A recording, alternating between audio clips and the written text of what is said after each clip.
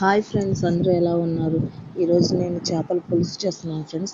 ఇది చాలా టేస్ట్గా ఉంటుంది. దీనికోసం ముందుగా ఉల్లిపాయలు, పచ్చిమిర్చి కట్ చేసుకుని అందులో నీట్గా శుభ్రంగా కడుక్కున్న చేప ముక్కలు అనేవి వేసుకుంటున్నాను.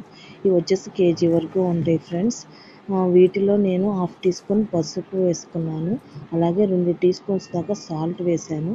2 టీ స్పూన్స్ దాకా కారం కూడా వేసుకున్నాను. సరిపోకపోతే మళ్ళీ యాడ్ చేసుకోవచ్చు ఫ్రెండ్స్.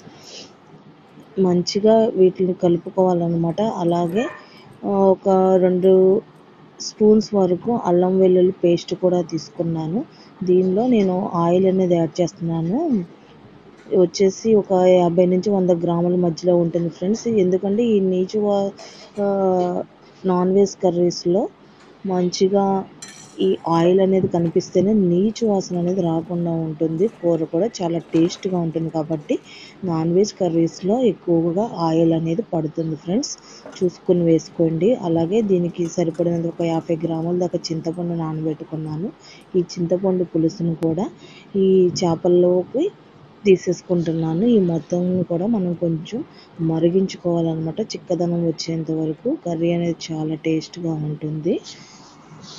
ఈ చేపల పులుసులోకి ఈ చింతపండు సరిపడినంత పులుసు పోసుకున్న తరువాత దీంట్లో ఒక 1.5 స్పూన్స్ దాకా గరం మసాలా తీసుకున్నాను. ఇది ఇంట్లో తయారు చేసుకున్న గరం మసాలా ఫ్రెండ్స్. ధనియాలు, లవంగాలు, చెక్క వేసి పట్టిందనమాట.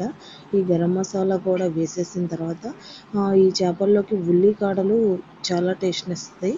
అలాగే కొత్తిమీర కూడా వేసుకుంటాం కదా. ఉల్లికాడల్ని, కొత్తిమీరని చక్కగా మనం కట్ చేసుకొని ఈ పులుసులోకి వేసేసుకోవాలి ఫ్రెండ్స్. ఈ పులుసు అనేది కొంచెం మరిగిన తర్వాత మనం ఈ ఉల్లికాడలు, కొత్తిమీర అనేది వేసేసుకుంటే కనుక దీన్ని కొంచెం మరిగించుకుంటే మన టేస్టీ అండ్ ఎమ్మీ అయిన చేపల పులుసు అనేది రెడీ అయిపోయినట్టే ఫ్రెండ్స్.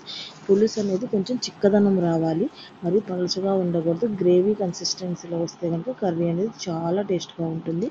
మీరు కూడా తప్పకుండా ట్రై చేయండి. నచ్చితే లైక్ చేయండి, షేర్ చేయండి, కామెంట్ కూడా చేయండి ఫ్రెండ్స్. Thank you friends.